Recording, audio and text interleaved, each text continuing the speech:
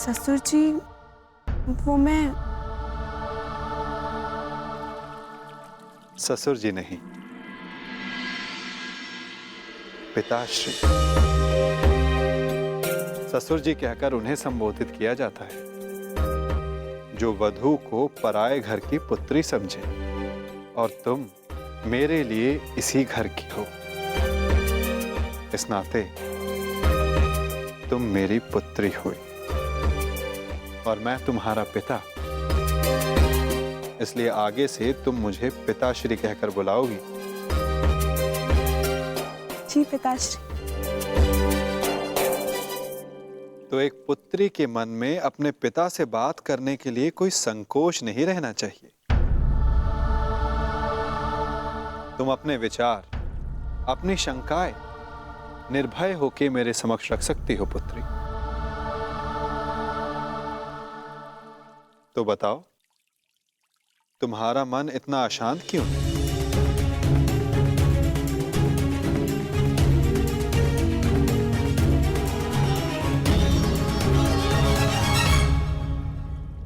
मैं जो भी कहूंगी स्पष्ट कहूंगी। मैंने अपना कर्तव्य सदैव पूर्ण करने में विश्वास किया और मुझे विश्वास है कि आप भी अपना कर्तव्य पूर्ण करेंगे। कैसा कर्तव्य लक्ष्मण? स्पष्ट कहो पुत्री। मैंने सुना है कि आप सबकी प्रार्थना सुनते हैं और उनका उत्तर भी देते हैं,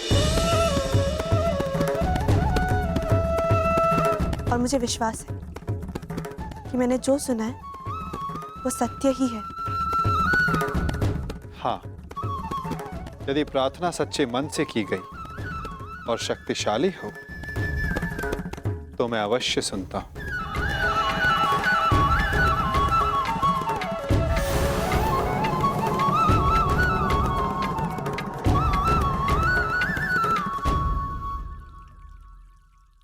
प्रतीत होता है कि ये स्थान इस भारी वार्ता के लिए उपयुक्त नहीं है। तुमने द्वारका के राजभवन के उपवन देखे? बड़े सुंदर हैं। आओ, मैं तुम्हें उपवन विहार करवाता हूं। सार्थक शीघ्रता करो।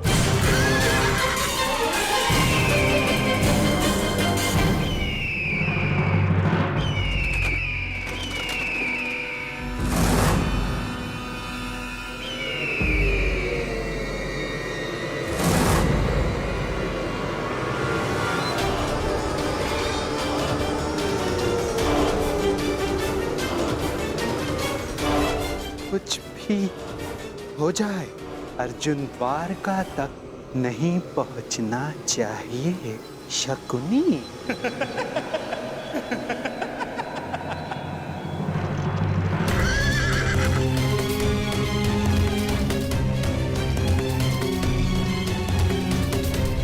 द्वारका का ध्वज, अर्थात मैं वासुदेव के निकट हूं, द्वारका के निकट।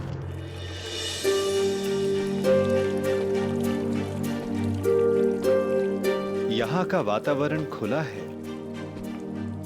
तुम खुलकर बात कर सकती हो लक्ष्मणा। कहो, क्या संदेह है तुम्हारे मन में? संदेह है कि आप समर्थन के लिए पिताश्री को नहीं चुनेंगे। मन नहीं मानता, परंतु आज तक जो भी हुआ, जब उसे देखती हूं तो मस्तिष्क में प्रश्न उठता है कि आप पक्षपात तो नहीं करेंगे। कैसा पक्षपात पुत्री?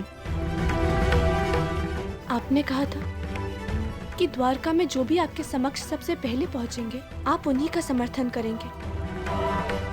तो यदि पिताश्री पांडवों से पूर्व आपके समक्ष आ जाए तो आप उन्हीं का समर्थन करेंगे ना,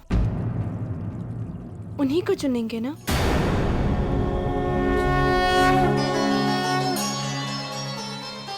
मैं पक्षपात नहीं करूंगा लक्ष्मण। क्योंकि पक्षपात करना मेरे स्वभाव में ही नहीं है। और रही बात समर्थन पाने की, तो मनुष्य जो पाने के योग्य होता है उसे वही मिलता है। मनुष्य इच्छा करता है, मैं तो केवल उसे पूर्ण करता हूं।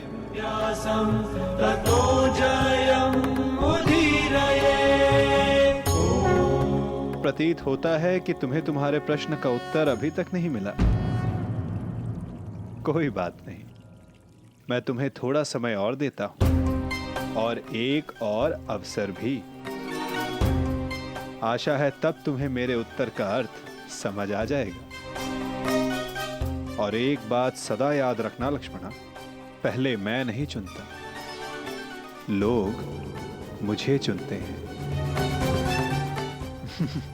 चलो, अभी के लिए इस वार्ता को यहीं रोक देते हैं, क्योंकि मुझे एक महत्वपूर्ण कार्य के लिए जाना है। तब तक तुम मेरे उत्तर का अर्थ समझने का प्रयास करो।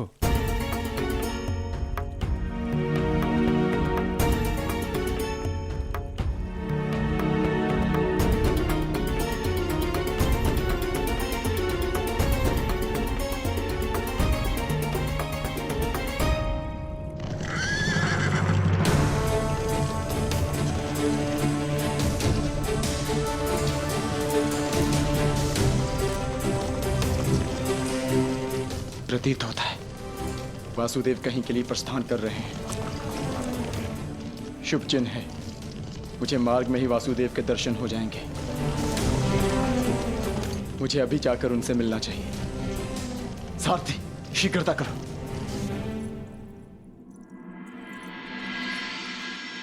ससुर श्री इस समय अचानक कहाँ चले गए? यदि पिताश्री आ गए तो फिर क्या होगा?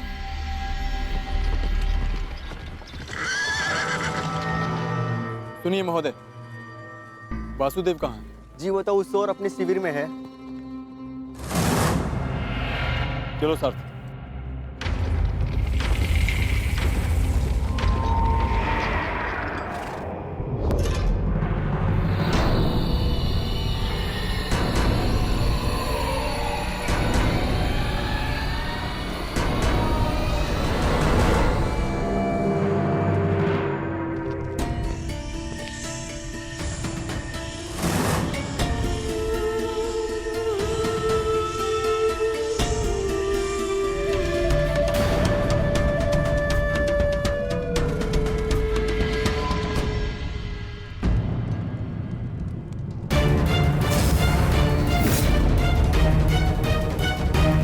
वासुदेव,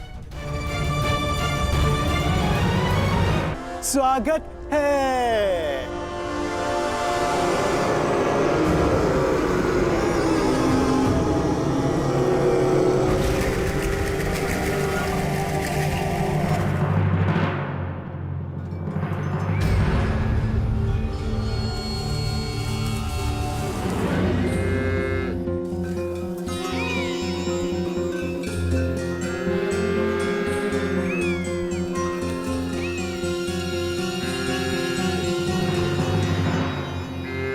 पिताश्री,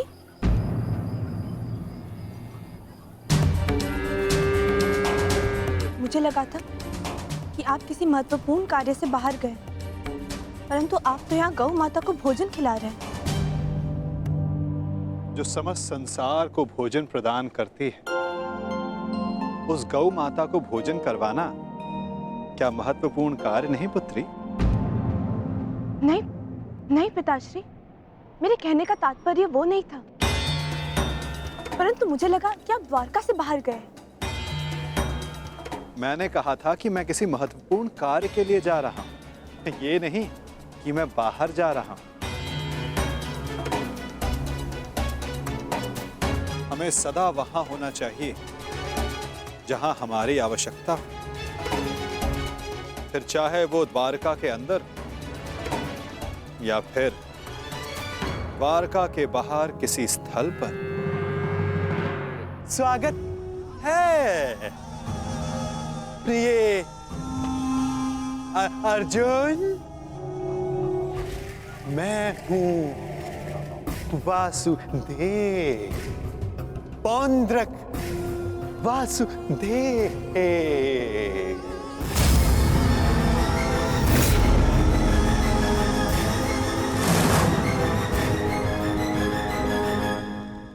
मुझे लगा आप वासुदेव हैं, परंतु आप तो बातें करने के लिए अभी बहुत समय शेष है। गांडीवधारी अर्जुन, बहुत लंबी यात्रा से आए होगे, विश्राम करो, विश्राम। क्षमा चाहता हूं। मुझे लगा आप वासुदेव हैं, इसलिए यहां रुक गए, परंतु आप वासुदेव नहीं हैं। क्या? मैं वासुदेव नहीं?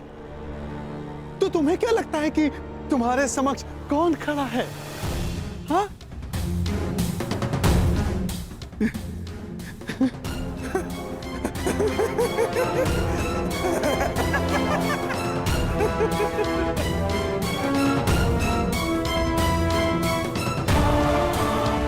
क्या हुआ अर्जुन?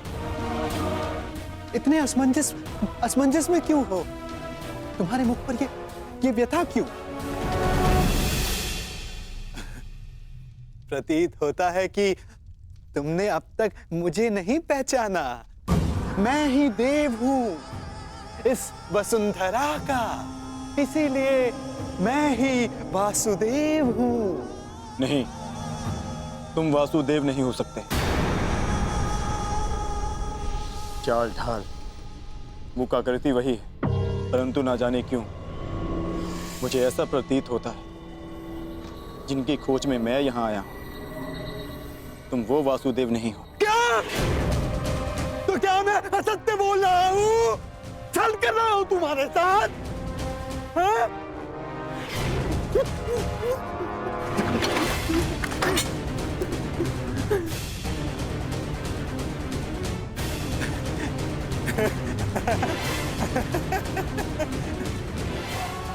पार्थ, मैं ही वास्तविक वासुदेव हूं। वास्तविक वासुदेव, तुम्हारा सखा, तुम मेरे पास।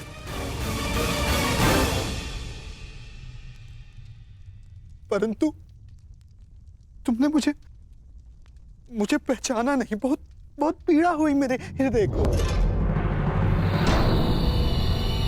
परंतु इसमें तुम्हारा कोई दोष नहीं। कोई दोष नहीं तुम्हारा अर्जुन, कोई दोष नहीं। इसमें दोष है तो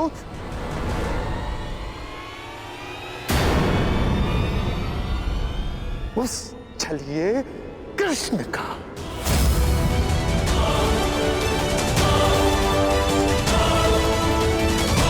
जिसने तुम्हारे जैसे ना जाने कितने भोले भाले लोगों को ठगा है,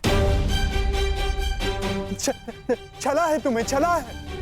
परंतु तुम भाग्यशाली हो पार्थ, जो तुम मुझसे मिले, वास्तविक वासुदेव से।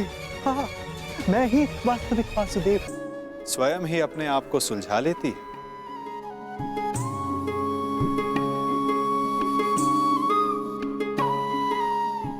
मुझे ज्ञात है कि आप सब जानते हैं, ये भी कि इस समय मैं अपने पिताश्री के विषय में सोच रही हूँ। मानती हूँ कि इसमें मेरा अपना स्वार्थ है, परंतु क्या ये आपका कर्तव्य नहीं कि आप मेरे पिताश्री को एक अवसर दें? अब तो वो आपके भी संबंधी हैं, क्या उनकी सहायता करना आपका कर्तव्य नहीं? मैं अवसर हर मनुष्य को देता हूं, परंतु अवसर का लाभ मनुष्य उतना ही उठा सकता है जितने के वो योग्य हो। और जैसे कि मैंने कहा, इस संसार का प्रत्येक मनुष्य मेरे लिए समान है।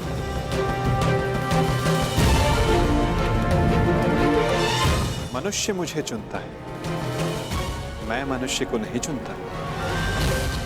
जो भी मनुष्य मेरे समक्ष निरपराध और निर्दोष मन से आएगा, मैं उसी का पक्ष चुना। मैं ही तुम्हारा उद्धारक हूं। मैं ही तुम्हें जीवन का मार्ग दिखाऊंगा। बस अंतर केवल इतना है बात कि कृष्ण के पास मेरा सुदर्शन चक्र है, जो उसने मुझसे हथिया लिया था। मुझे बस वो सुदर्शन चक्र चाहिए अर्जुन, जिस पर आरंभ से मेरा अधिकार था। हथिया लिया उसने। उस चक्र को दिखाकर उसने अनेकों के साथ छल किया, छल। बस वो सुदर्शन चक्र मुझे मिल जाए, फिर सब कुछ मेरे अधीन होगा पार्थ अर्जुन, सब कुछ, क्योंकि मैं ही असली वासुदेव हूं। सारा विश्व जान जाएगा कि पुंडरक वासुदेव ही सारे विश्व का वास्तविक रचयिता है, भगवान है, ईश्वर है। वो छलिया कृष्ण नहीं है, मैं ही हूं अर्जुन, मैं ही हूं। और वो छलिया कृष्ण ढोंगी है, पाखंडी है, छलिया है ना अर्जुन, है ना? ये तो निश्चित है, ये वासुदेव ने, परंतु फिर इसने वासुदेव की पोशाक क्यों धारण की है?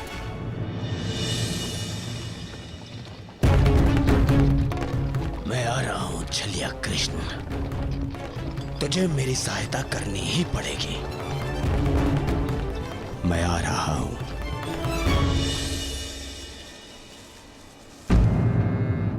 क्या हुआ पिताश्री? ये गऊ इतना व्यथित क्यों है? चूंकि ये जानती है कि अब समय हो गया। कौन सा समय? मेरे विश्राम का पुत्री, थकान की अनुभूति हो रही है मुझे। अब मुझे जाना होगा। मुझे उस समय वासुदेव के समीप रहना होगा, ताकि उन्हें किसी भी प्रकार का पक्षपात करने से रोक सकूं। मुझे पता है लक्ष्मणा कि तुम्हारे मन में क्या चिंता है, परंतु मेरा विश्वास करो, जो भी मेरे समक्ष प्रथम आएगा, मैं उसी का समर्थन करूंगा।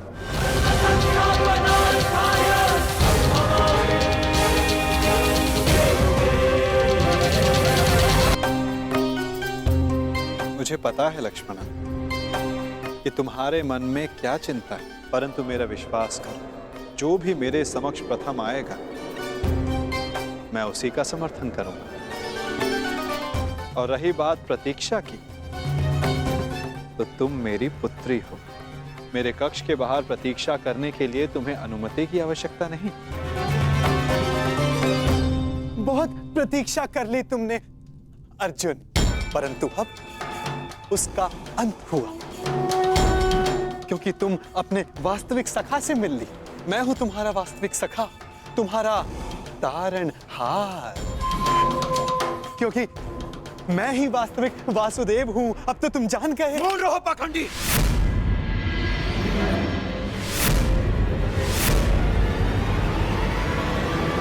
तुम्हें क्या लगता है कि वासुदेव की पोशाक धारण कर लेने से तुम वासुदेव बन सकते हो?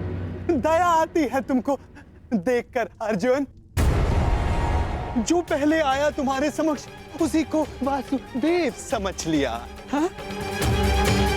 बहुत बड़ी भूल कर रहे हो तुम, परंतु अब तुम चिंता मत करो पार्थ अर्जुन। अब तुम मुझसे मिल लिए हो ना, सब ठीक हो जाएगा। मैं तुम्हारी इस भूल को सुधारूंगा। भूल तुमने की है और आंखें भी तुम्हारी बंद हैं। वासुदेव कर्म में विश्वास रखते हैं, दिखावे में नहीं। पर वास्तविक वासुदेव अपने आप की प्रशंसा नहीं करते और ना ही दूसरों की आलोचना। उनके कर्म ही उन्हें वासुदेव बनाते हैं और वो स्वयं से पूर्व संसार के हित की सोचते हैं। परंतु तुम केवल स्वार्थी मनुष्य हो, जो अपने आप को वासुदेव कहते हो। सत्य तो यह है कि तुम्हें वासुदेव का अर्थ भी नहीं पता, नहीं समझते तुम। स्वप्न से बाहर निकलो और सत्य क्या है उसे समझो। मौन रहो दुस्साहसी! इतना दुस्साहस तुम्हारा कि यहाँ पर मेरे समक्ष ऐसी बातें कर रहे हो। तुम्हें अंदेशा भी नहीं है कि नियति तुम्हें मेरे समक्ष लेकर के आई है, क्योंकि तुम अनुचित मार्ग पे जा रहे हो अर्जुन। मैं तुम्हें सही मार्ग दिखाना चाह रहा हूं। परंतु मैं समझ गया कि यह सब मुझे मेरे उचित मार्ग से भटकाने का प्रयत्न था, और इस बात का भी अनुमान है मुझे कि यह सब करने के लिए तुम्हें यहां किसने भेजा है।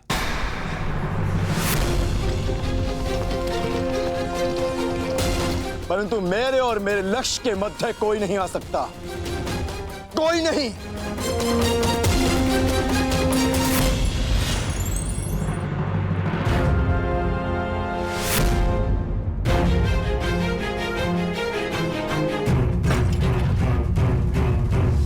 मेरे समक्ष आओ, अपने आप को वासुदेव कहने वाले बहरूपिये, समक्ष आओ।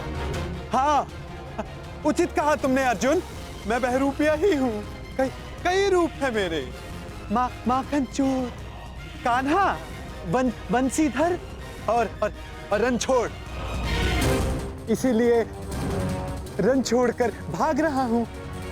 मुझे अपना समय व्यर्थ नहीं करना चाहिए। मुझे शीघ्र अतिशीघ्र वासुदेव के पास पहुंचना है।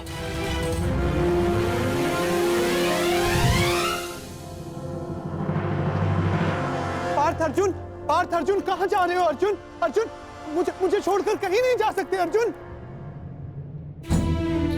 घर से आपका तात्पर्य अंग से है ना, या हस्तिनापुर के राजभवन से? आपके इस यथाकथित समाज में मेरे और मेरी माता की कोई स्थान नहीं।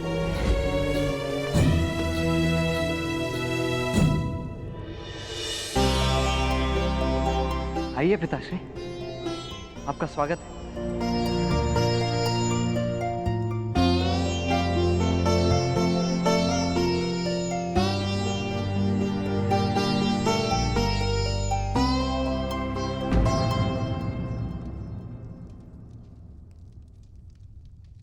क्या हुआ सुप्रिया? कुछ नहीं, मैंने अभी जो इन्हें निर्णय सुनाया है ये उसी की प्रतिक्रिया है। कैसा निर्णय?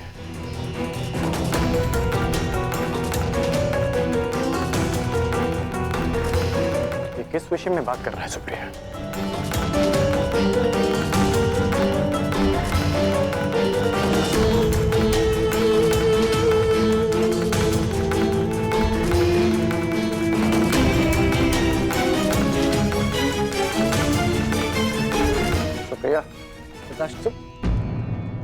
वो कुछ नहीं कह पाएंगे,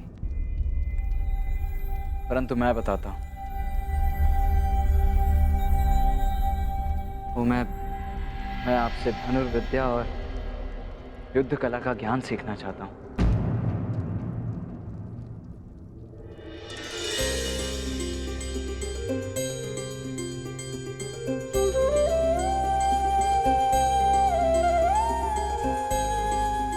बस इतनी सी बात। हर पिता अपना ज्ञान, अपनी शिक्षा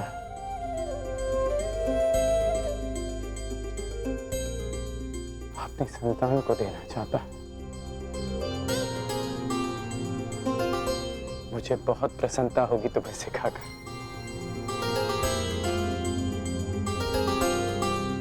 परंतु तुम्हें सिखाने की कोई आवश्यकता नहीं है। मैंने तुम्हें देखा है, तुम युद्ध कला में निपुण हो पुत्र। हाँ हूं, अवश्य हूं पिताश्री, परंतु आपसे अधिक नहीं।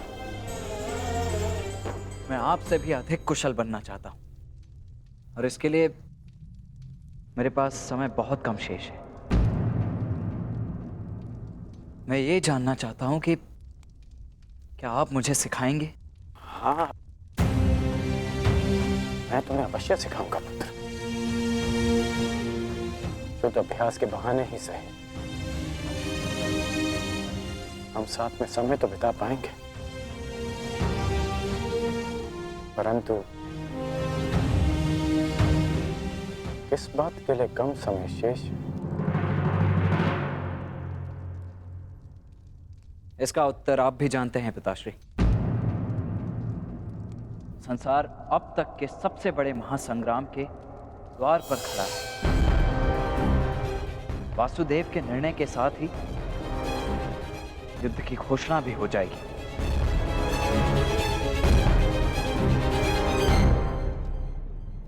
ठहरो पार्थ, ठहरो।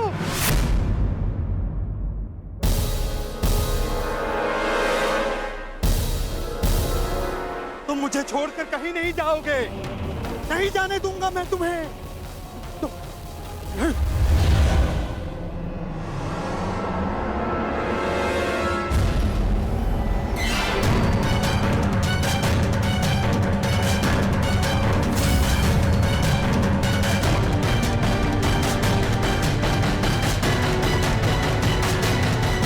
कहीं नहीं जाने दूंगा तुमको। काफी शीघ्र करो। तुम्हारा इस युद्ध से क्या संबंध है? एक योद्धा का युद्ध से वही संबंध होता है जो धनुष का बाण से होता है। मैं भी इस युद्ध में सम्मिलित होना चाहता हूं।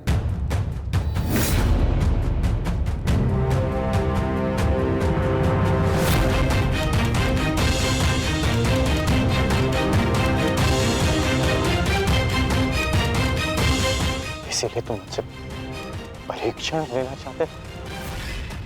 हाँ, क्यों? एक योद्धा होने के नाते क्या आपको ऐसा नहीं करना चाहिए? करना चाहिए, मुझे ऐसा करना चाहिए। देखो पुत्र, मैं तुम्हारे निर्णय का बहुत सम्मान करता हूं। मुझे तुम पर गर्व है, परंतु इस किंतु परंतु इसके लिए अब कोई स्थान शेष नहीं है। मैं अपना निर्णय ले चुका हूं और अपना पक्ष भी चुन चुका हूं। तुम अपना पक्ष भी चुन चुके हो? हाँ, जिस ओर मेरा मित्र साम होगा। पिताश्री, मैं जानता हूं ये युद्ध अनेक लोगों की बलि लेने वाला है, इसीलिए मैं चाहता हूं कि मेरे मित्र साम को जब मेरी आवश्यकता हो तब मैं उसके साथ उसकी सहायता के लिए उपस्थित हूं, प्रस्तुत हूं। और आपने तो सदा मित्र धर्म निभाया है, निभाया है ना? तो आशा है कि आप मेरे मित्र धर्म के आड़े नहीं हैं।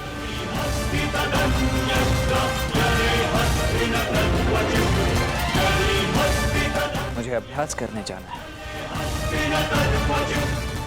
प्रणिपात। देखो, जो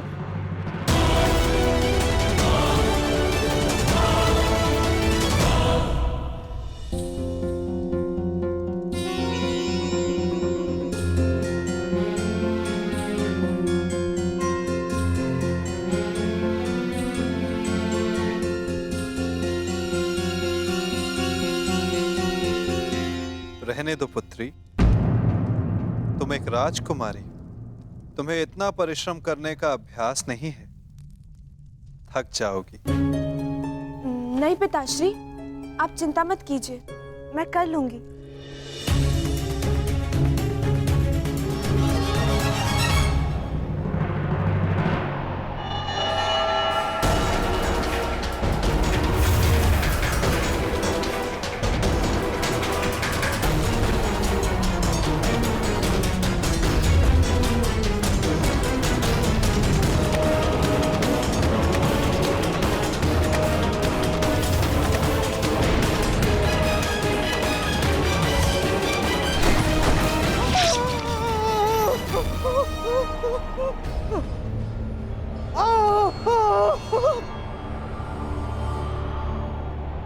मैं तुम्हें अंतिम चेतावनी देता हूँ, इस माया जाल को समाप्त करो और मुझे जाने दो यहाँ से, अन्यथा मेरा अगला प्रहार तुम्हारे प्राण ले लेगा।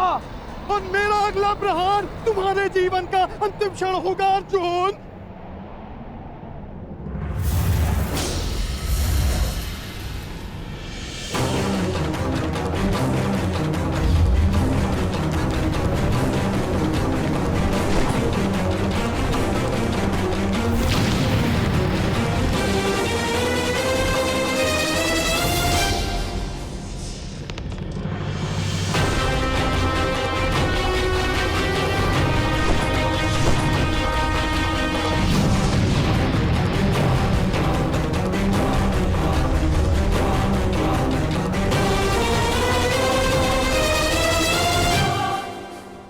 ठीक है, तुम मुझे अपना आराध्य नहीं मानते ना, सही।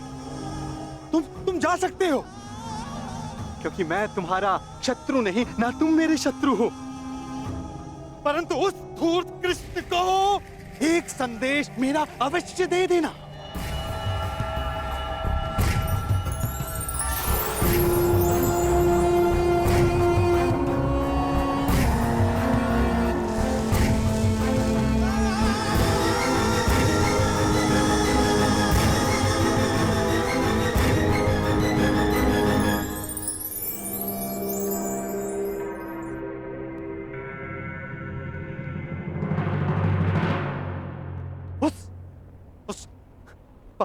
पाखंडी कृष्णा को ये उपहार दे देना, समझ जाएगा।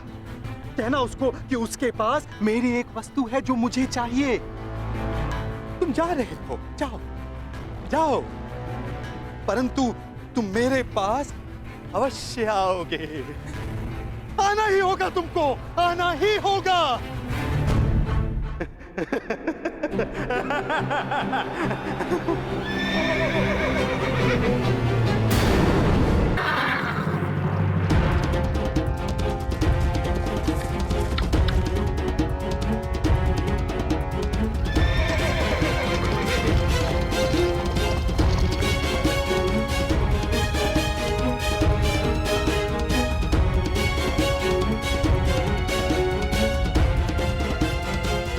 प्रतीत होता है कि अर्जुन अब तक द्वारका नहीं पहुंचा। ये मेरे लिए शुभ है। चलिए, मैं आ गया।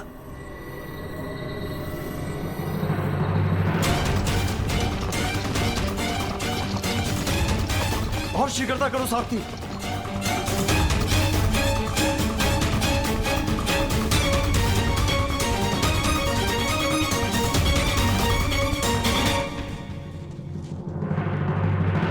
प्रणाम स्वसुरश्री। सुखी रहो। द्वारका में स्वागत है आपका। आपको मैं बधाई अवश्य दूंगा कि पांडवों से पूर्व आप द्वारका पहुंच गए, परंतु भय इस बात का लग रहा है कि आपके लौटने पर इस बात का दुख ना मनाना पड़े कि आपके सारे प्रयत्न बेकार जाएंगे। मैं जानता हूं मेरे पिता जो करने वाले हैं, परंतु आश्चर्य इस बात का है कि पिछले अनुभव को देखते हुए भी आप उनसे समर्थन मांगने के यहाँ कैसे आ गए। तुम भूल रहे हो साम, तुम्हारे पिता ने समस्त विराटनगर के समक्ष ये वचन दिया था कि जो भी उनके पास पहले पहुंचेगा उनका समर्थन उसी को मिलेगा।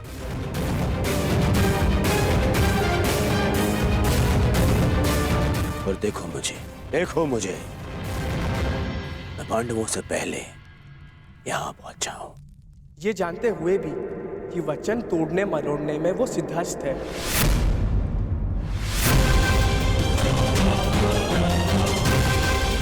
उस सब बात में पहले मुझे केवल इतना बताओ कि तुम्हारे पिता इस समय कहाँ पे हैं?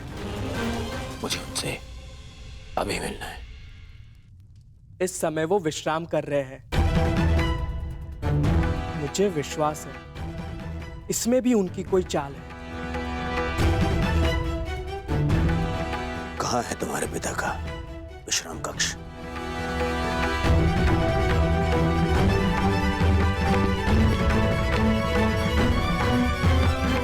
आश्चर्य होता है, इतना सब देखकर भी इन्हें अभी भी लगता है कि द्वारकाधीश इनकी सहायता करेंगे।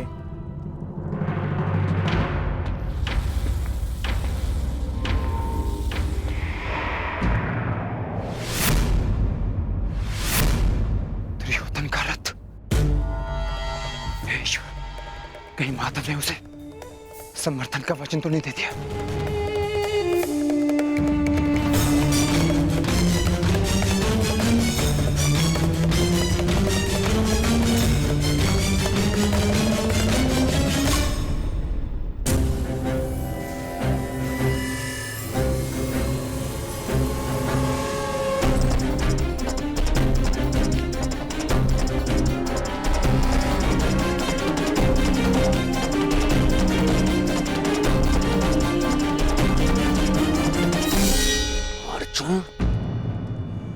किसी भी परिस्थिति में मुझे अर्जुन से पहले वासुदेव तक पहुंचना है। वासुदेव कहाँ है? वो अपने कक्ष में विश्राम कर रहे हैं।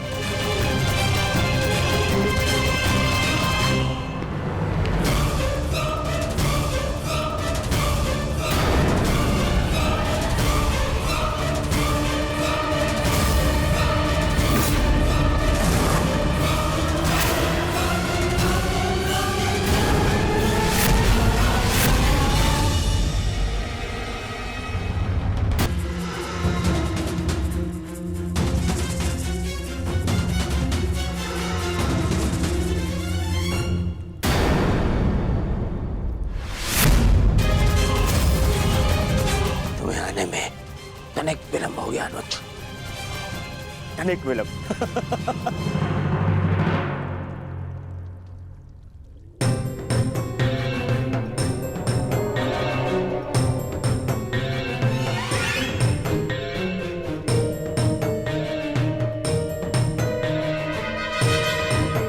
ये चलिया तो सो रहा है, प्रतीक्षा करनी होगी।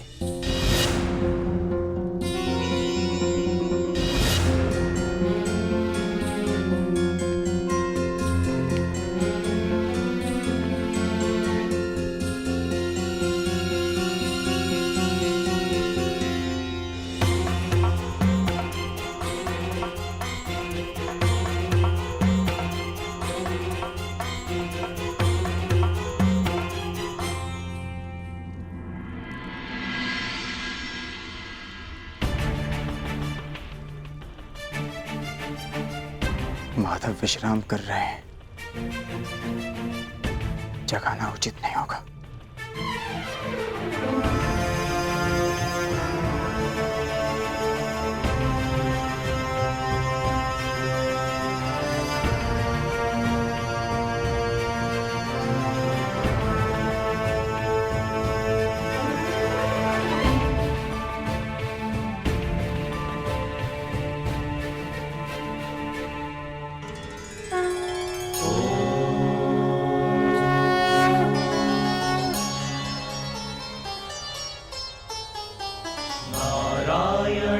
नमस्कृत्य नरं चैव नरोत्तमम्। अरे अर्जुन, एक वर्ष किन्नर क्या रहे, तुम तो क्षत्रियों के लक्षण ही भूल गए। केवल समर्थन पाने के लिए तुम क्षत्रिय कुल का अपमान कर रहे हो। तुम तो धरा पर बैठ गए ऐसे। जो इस धरा के स्वामी हैं, उनके समक्ष ब्राह्मण क्या और क्षत्रिय क्या।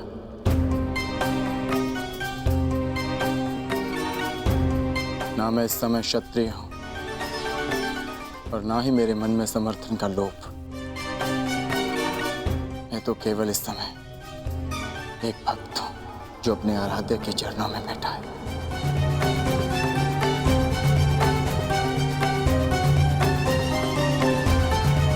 बैठो बैठो।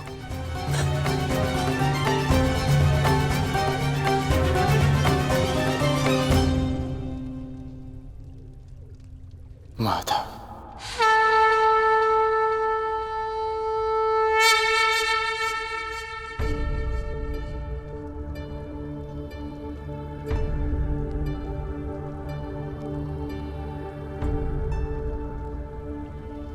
कब आए पार्थ?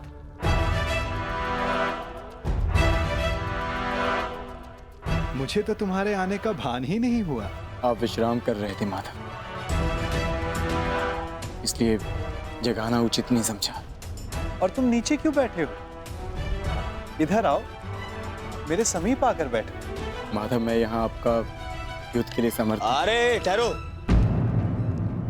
यहाँ पे पहले मैं आया तो समर्थन मांगने का अधिकार मेरा है। अरे दुर्योधन, तुम भी यहाँ हो?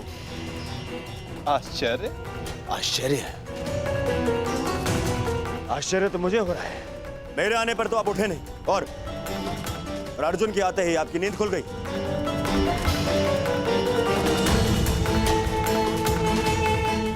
वासुदेव, मैं यहां अर्जुन से पूर्व उपस्थित हुआ हूं, इसलिए समर्थन मांगने का अधिकार पहले मुझे मिलना चाहिए।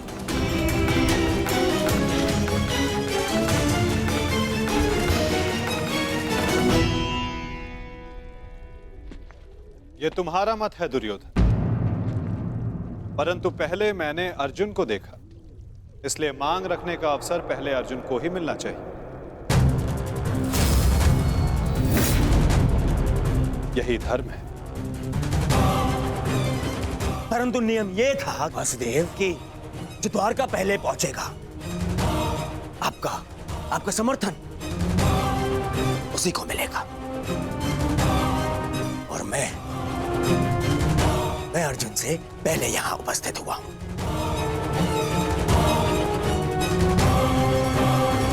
कदाचित तुमने नियम ठीक से नहीं सुना था दुर्योधन। नियम यह था कि द्वारका पहुंचकर मेरे समक्ष आकर प्रथम जो समर्थन की मांग करेगा, मैं उसका साथ दूंगा। अब आप कुतर्क का सहारा ले रहे हैं वासुदेव।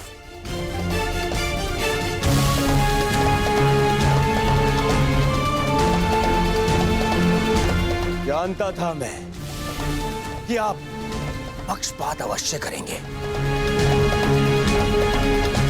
आरोप मत लगाओ माधव पर।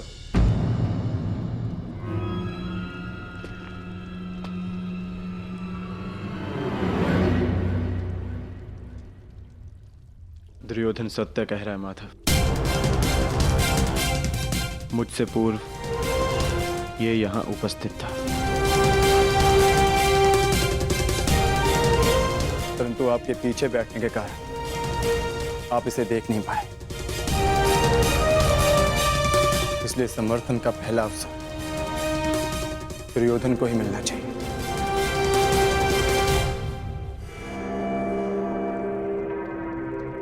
कुछ समझ में आया दुर्योधन? कुछ मांगने के लिए अहंकार नहीं, विनम्रता होनी चाहिए।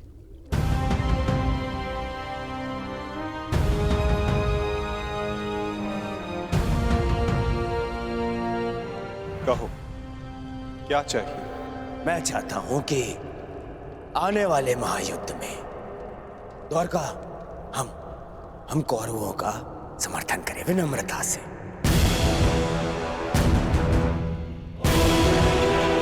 अपनी मांग पर अड़िग हो? हाँ, अड़िग हूं। मेरी यही मांग है। मैं चाहता हूं कि महायुद्ध में द्वारका हम कौरवों का समर्थन करें। ठीक है, तथास्तु।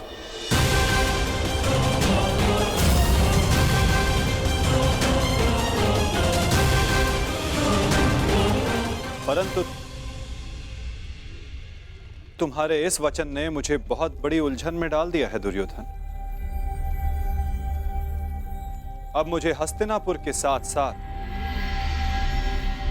इंद्रप्रस्थ की भी सहायता करनी होगी। असंभव! यह असंभव है। ये पक्षपात है। परंतु तुमने यही तो मांगा है गांधारी नंदन। मैंने वचन बोलने से पूर्व अपने मन की तुला पर उन वचनों को तौल लेना चाहिए दुर्योधन।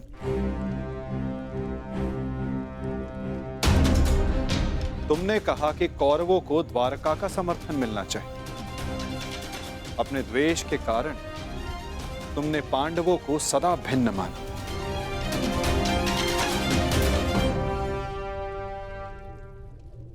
परंतु नीति अनुसार हर कुरु संतान कौरव है और पांडव भी उसी कुरु वंश के हैं जिसके लिए तुमने सहायता की मांग रखी है।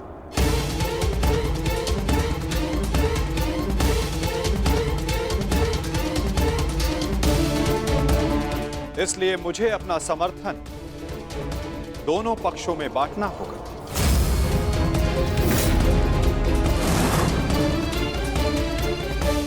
समर्थन दोनों पक्षों में बांटना होगा।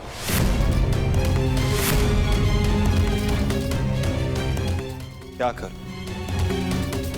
पक्षपाती होना मेरे स्वभाव में जो नहीं। पक्षपात तो कर ही रहे हैं आप।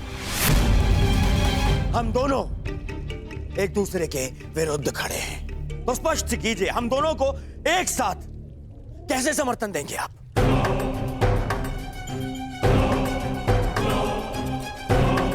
या ये भी आपका कोई छल है?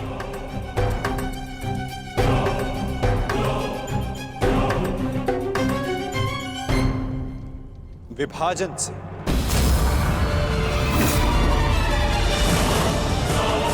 पहली बार युद्ध को टालने के लिए मैंने विभाजन का सहारा लिया था और इस बार युद्ध में सम्मिलित होने के लिए विभाजन करूंगा। मैं द्वारिका की शक्ति को 2 भागों में विभाजित करूंगा।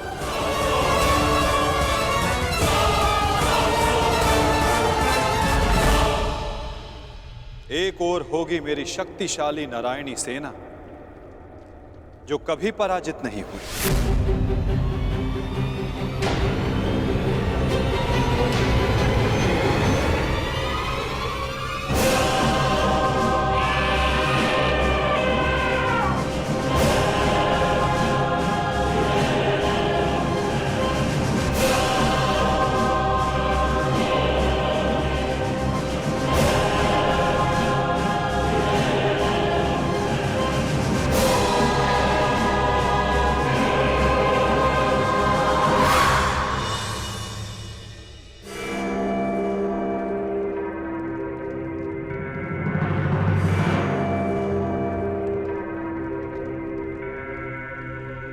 और दूसरी ओर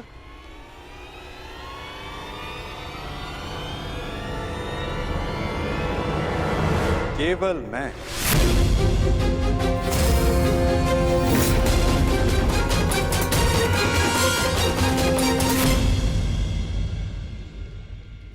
अकेला और निहत्था।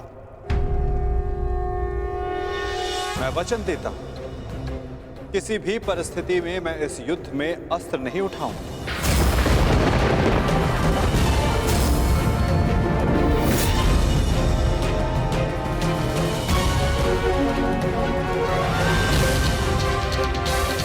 ना ही धनुष, ना गदा, ना खड़ग, ना ही सुदर्शन चक्र। मैं किसी भी अस्त्र का प्रयोग नहीं करूंगा। क्या आप युद्ध में अस्त्र नहीं उठाएंगे? हाँ दुर्योधन, सही सुना तुमने। कि आपकी ये सेना मेरा आदेश नहीं मानेगी? अवश्य मानेगी।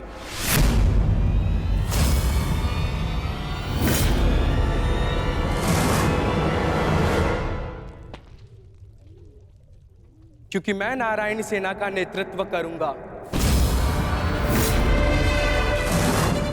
मैं हस्तिनापुर की ओर से युद्ध में भाग लूंगा और नारायणी सेना का सेनापति बनकर निर्देश दूंगा। अब कोई छल नहीं कर पाएगा और ना ही कोई विद्रोह।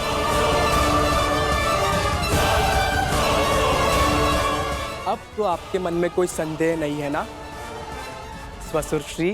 अब कोई संदेह नहीं।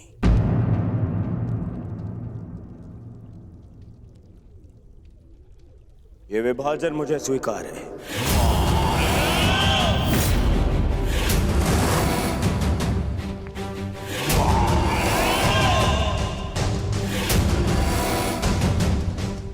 हस्तिनापुर नारायणी सेना की प्रतीक्षा करेगा। अब मुझे आज्ञा दीजिए, बहुत कार्य शेष है, तैयारियां करनी है। विनम्रता से।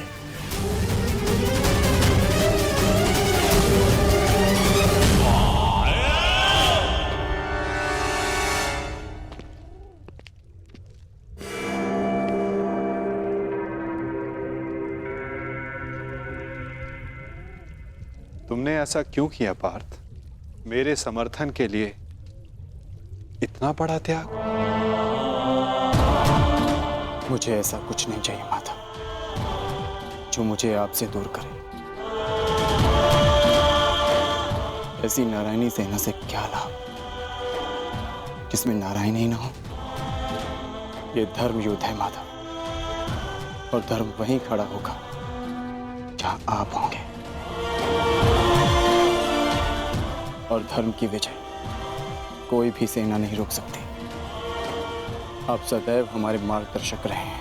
मुझे विश्वास है कि आप विजय का मार्ग अवश्य दिखाएंगे। मैं प्रतीक्षा करूंगा। मुझे ऐसा सुनकर अति प्रसन्नता हुई अर्जुन। लंबी यात्रा से आए, बहुत थक गए हो, जाकर विश्राम कर लो। कुछ प्रहर बाद चले जा। प्रणिपात।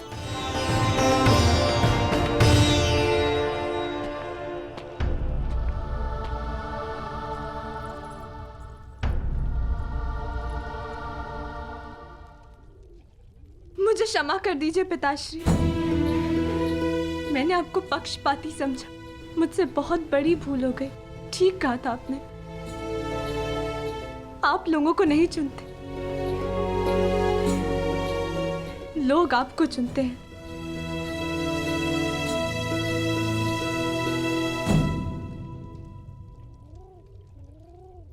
हमारा भविष्य हमारे चुनावों का ही परिणाम होता है पुत्री। जीवन में किस मोड़ पर हम क्या निर्णय चुनते हैं, उससे सिद्ध होता है कि हमें हमारा लक्ष्य मिलेगा या नहीं। परंतु क्या होगा पिताश्री? मैं ऐसा क्या करूं जिससे मेरे पति और मेरे पिता सुरक्षित रहे? कर्म करो लक्ष्मण, फल की चिंता ना करो। तुम्हारे पिता और सांब को उनके कर्मों का फल मिलेगा और अर्जुन को अपने कर्मों का।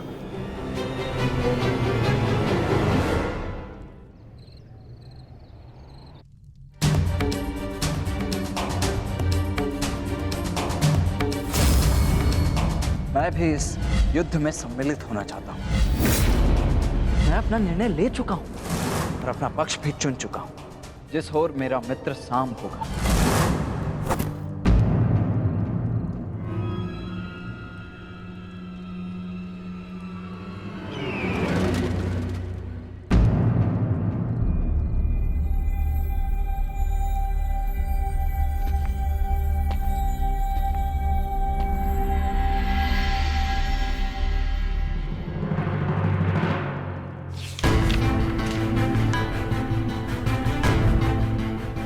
अंगराज, युवराज दुर्योधन द्वारका से हस्तिनापुर लौट रहे हैं और सूचना ये है कि नारायणी सेना दुर्योधन के पक्ष में आ गई है और कृष्ण अर्जुन के पक्ष में है।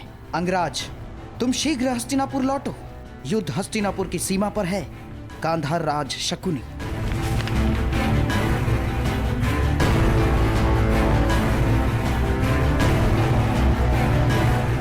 तुमने कैसी मूर्खता कर दी मित्र, कैसी मूर्खता कर दी तुमने।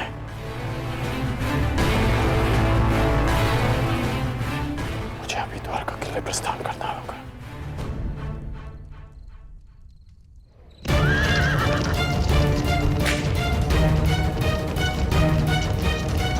पिताश्री! ये अचानक कहां जा रहे हैं?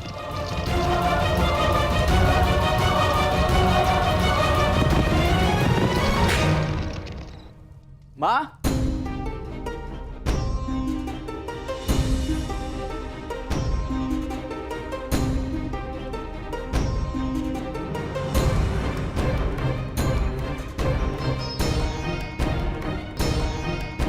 एक बार पुनः अपने कर्तव्य के लिए अपने परिवार को छोड़कर जा रहे हैं पिताश्री।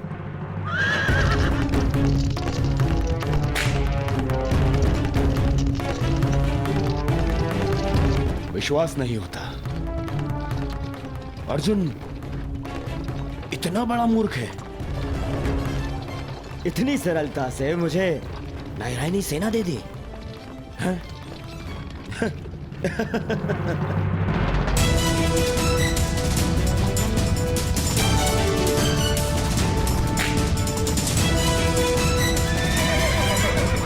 सारथी रोको। वेद,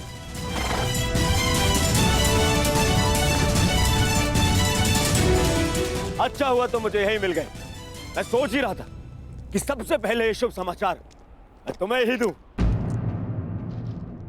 जानते हो मैंने क्या किया है? यही मैं जानना चाहता हूँ कि यह तुमने क्यों किया है। प्रतीत होता है कि तुम्हें सूचना पहले ही मिल गई है, परंतु तुम दुखी क्यों? तुम्हें तो प्रसन्न होना चाहिए। मुझे नारायणी सेना मिली। नारायण के बिना तुम्हें नारायणी सेना मिल गई है। मैंने तुमसे कहा था कि तुम्हें अर्जुन से पूर्व द्वारका पहुंचना है। तुम अर्जुन से पूर्व द्वारका क्यों नहीं पहुंचे मित्र? अरे तुम्हें मिथ्या बोध हुआ है मित्र। अर्जुन से पूर्व द्वारका पहुंचा था। क्या? तो फिर ऐसा क्यों हुआ? अरे क्या हुआ मित्र? कुछ अनुचित नहीं हुआ है, सब हमारे हित में हुआ। हम दोनों को बराबर का अवसर मिला था, कृष्ण या नारायणी सेना चुनने का। उस मूर्ख ने नारायणी सेना छोड़कर कृष्ण को चुना और मैंने भी उसकी मूर्खता के लिए उसे रोका नहीं। और क्यों रोकता? हाँ? पहले अवसर उसे मिला, जबकि पहले मैं पहुंचा था। और तुमने वासुदेव को नहीं चुना। ये क्या किया तुमने? तुमने वासुदेव को क्यों नहीं चुना मित्र? देना, कहना उसको कि उसके पास मेरी एक वस्तु है जो मुझे चाहिए। तुम्हें चिंता करने की कोई आवश्यकता नहीं है मित्र। अब हमारा सामना कोई नहीं कर सकता है। हमारे पास संसार की सबसे बड़ी और सबसे ताकतवर सेना है, नारायणी सेना, जो आज तक कभी पराजित नहीं हुई। और तुम्हें लगता है कि मैंने कृष्ण को ना चुनकर कुछ अनुचित किया है? वो कृष्ण जो इस युद्ध में शस्त्र भी नहीं उठाएगा। मित्र, तुम जानते हो कि नारायणी सेना आज तक अपराजित क्यों रही है? वो अपराजित रही है केवल वासुदेव के कारण। और आज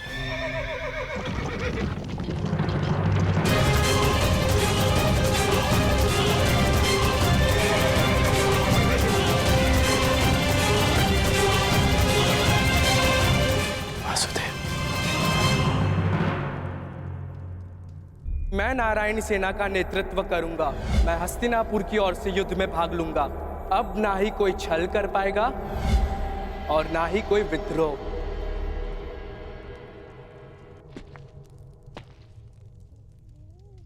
प्रणिपात माता। पार्थ, क्या हुआ पार्थ? कुछ भूल गए थे? हाँ माता, मैं आपको बताना भूल गया था कि द्वारका पहुंचने में मुझे विलंब हुआ था, क्योंकि मार्ग में मेरा एक विचित्र घटना से सामना हुआ। तुम्हारे कहने का तात्पर्य यह है कि तुम्हारा सामना किसी विचित्र मनुष्य से हुआ है ना पार्थ?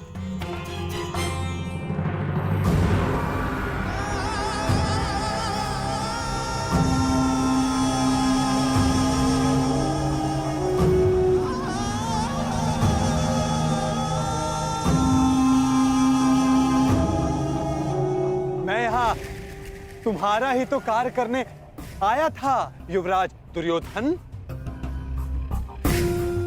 मैं वासुदेव, पौंड्रक वासुदेव। पौंड्रक वासुदेव, यही नाम बताया ना उसने?